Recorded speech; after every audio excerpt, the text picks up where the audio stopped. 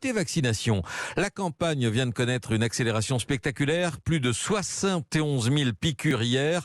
À ce rythme, le million de personnes ayant reçu une première dose sera dépassé avant la fin du mois. On en est à 318 000. Mais qui sont les populations vaccinées?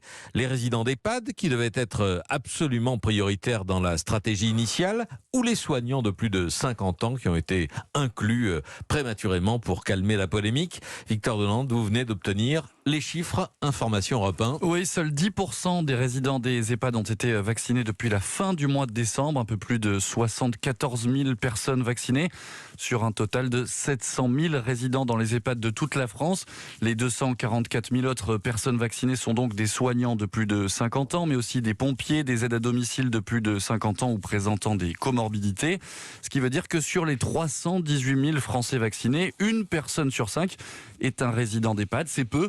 Le recueil du consentement, souvent pointé du doigt, est l'une des raisons de cette lenteur. Le gouvernement promet toutefois que la campagne de vaccination va considérablement accélérer dans les EHPAD, et ce dès lundi prochain.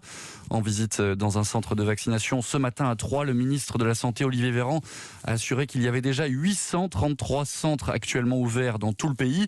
Le ministre a également fixé de nouveaux objectifs. Les stocks de vaccins actuels permettront de vacciner, dit-il, jusqu'à 2,4 millions de Français d'ici la fin février.